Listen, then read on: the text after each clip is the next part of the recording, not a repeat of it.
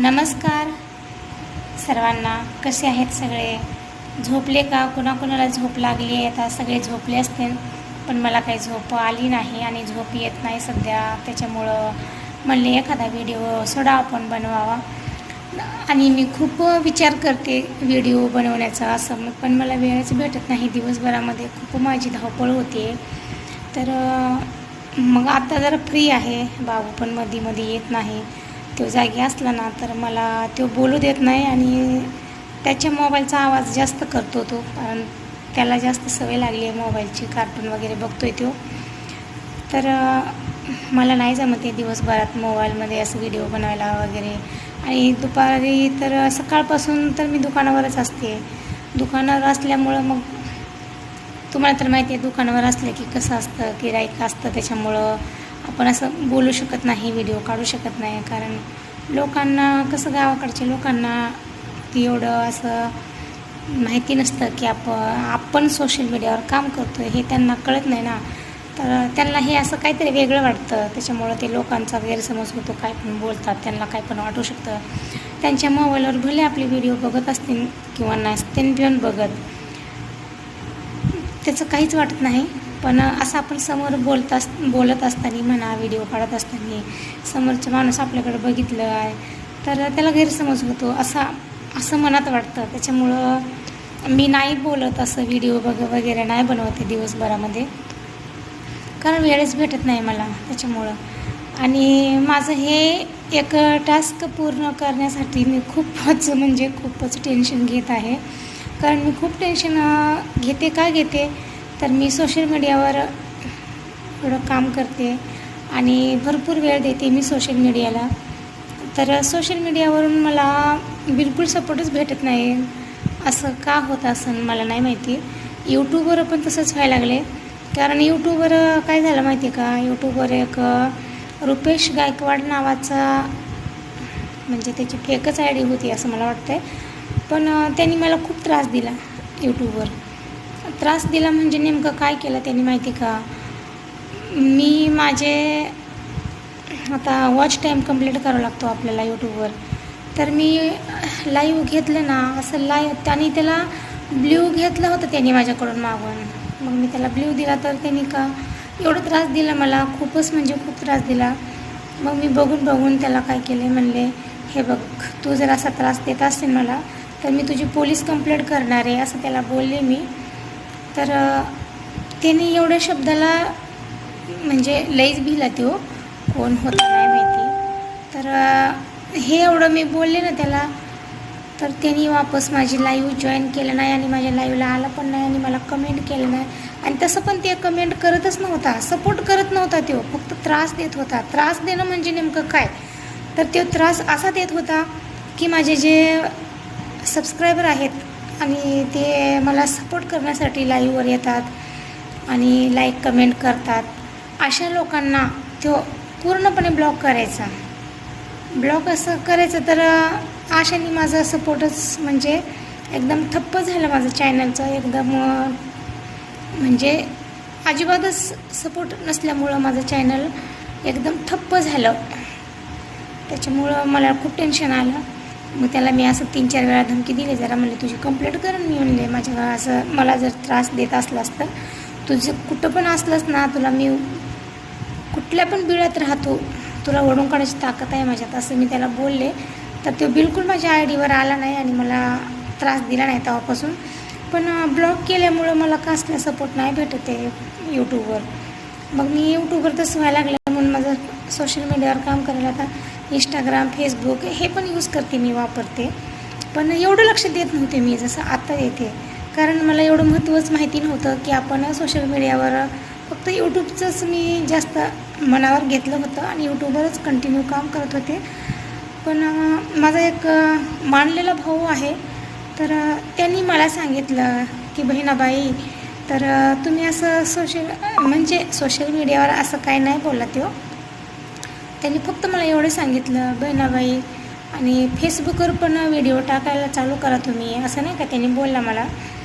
आणि तो माझ्या गावचा आहे, असा कुठला आयरा गैरा नाही, परका लांबचा कुठल्या बाहेर असा सोशल मीडियावर ओळख झालेला असं नाही. तो मानलेला भाऊ आहे म्हणजे माझ्याच माहेरचा तो मुलगा आहे.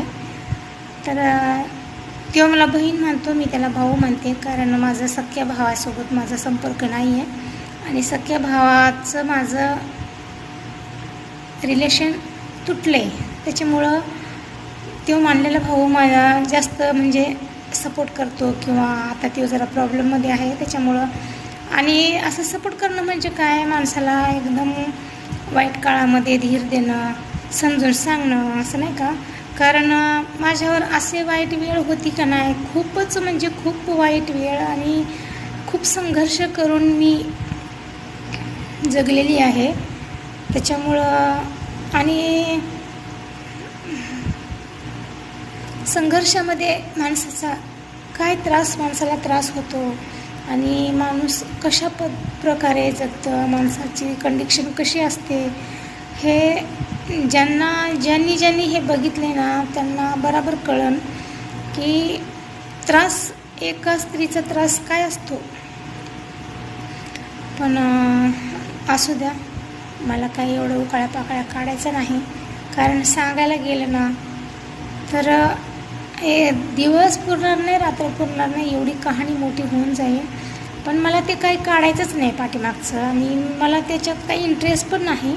त्याच्यामुळं मी त्या गोष्टींकडे लक्षच देत नाही, कारण उगाच बोलून आपण आपलंच मन दुखवून काय उपयोग आहे, नाही का. त्याच्यामुळं मी त्या मागच्या गोष्टी काढतच नाही, आणि ते मागचं भूतकाळ नकोच आहे मला. ते कल्पना करायचं म्हणलं ना तरी पण मला त्रास होतो. त्याच्यामुळं ते विषयच नको आपल्या आयुष्यामध्ये. ते भूतकाळ एक वाईट स्वप्न होतं असं समजून मी ते सोडून दिलं का. तर आणि मी माझी लाईफ माझ्या मनाप्रमाणे जगते, माझ्या मनाप्रमाणे जगते. आणि हे बघा, फेसबुकवरची लोक पण ना, हे फेक लोक खूप त्रास देतात हो. जे फेक आयडीवाले असतात ना, तर ते खूप त्रास देतात. त्यांना काय वाटतं काय माहिती, एखाद्या लेडीजला असं कधी पण कुण्या पण टायमाला फोन करतात. आणि मला तर वाटतं असं बिघडच्या ओळखीच्या लोकांनी असं विनाकारण कोणातरी फोन करून त्रास देणं हे अजिबात आवडत नाही मला. पण ह्या लोकांना कोण सांगणार आहे, त्यांना फक्त उठसूट एकच धंदा, मग ते काय तर म्हणतात ना, एकच छंदा एकच धंदा असं काहीतरी म्हणतात होते, मला ते म्हणता पण येईना. असं जुने माणसं म्हणतात पहिलेचे, उठ रे छंदा आणि एकच धंदा, असं नाही का. तर माझ्या आयुष्यामध्ये आज मी माझी लाईफ माझ्या मनाप्रमाणे जगते, माझ्या मर्जीने जगते, आणि माझ्या मनाला जसं आवडेल तसं मी राहते. कारण मी आजपर्यंत प्रत्येकाचं मन जपतच आलेली आहे. कारण आपले माणसं आहेत, आपल्यामुळं दुखवायला नको अशा ह्या उद्देशाने मी कधीच कुणाचं मन दुखवले नाही. किंवा तर पण काय होतं, अनेक वेळा आपण समोरच्याचा विचार करतो, पण आपला विचार करणारं कोण आहे, नाही का. आपल्या आयुष्यात आपला विचार करणारं कोण आहे का, तर नाही. मग आपण का कशाला कोणाचा विचार करायचा, नाही का. तर मी आजकाल कोणाचा विचार करणं सोडून दिलं आहे, आणि मी माझ्या दुनियात जगते. मला बाकी कोणाचं घेणं देणं नाही आहे, आणि मी फक्त माझी लाईफ माझ्याच मनाप्रमाणे जगते. मी जेव्हापासून माझ्या मनाप्रमाणे जगायला सुरुवात केली आहे तेव्हापासून मी खुश आहे.